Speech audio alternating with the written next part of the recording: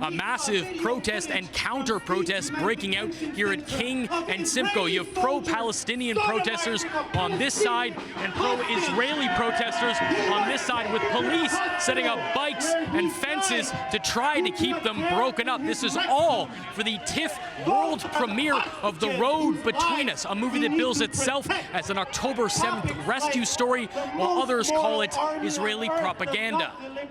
I've always been proud of the institution that is the Toronto International Film Festival, and this year, unfortunately, I had to be deeply ashamed. All they have on their side is propaganda. The film tells the story of a retired IDF Major General's mission to rescue his family during the Hamas attacks on October 7th. In this world today, which is extraordinarily dark, there's a moment here about family. I couldn't get over that moment when his family reunites after an incredibly horrific day, and that to me was an incredible story that I felt I had to tell.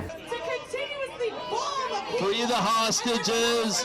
The documentary was a controversial pick to make its debut here in Toronto, and was pulled from TIFF's lineup over footage rights and security concerns. That decision sparked more backlash, and the festival reinstated The Road Between Us as part of the official lineup. We can't have censorship in the arts. This is an important story to tell, and it's vital that we tell it.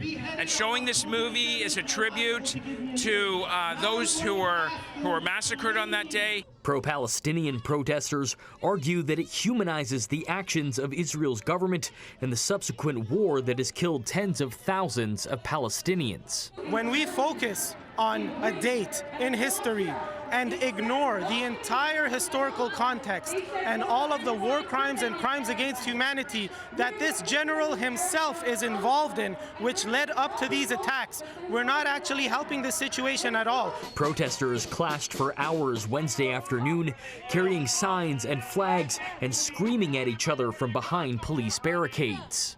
They wanted the war, and now they got the war. So I don't know what they're protesting.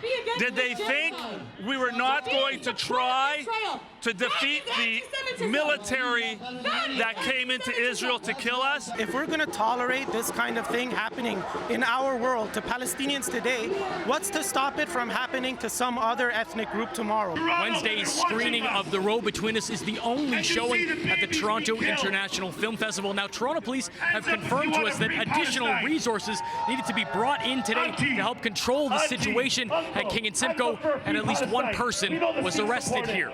Brandon Choghri, City News.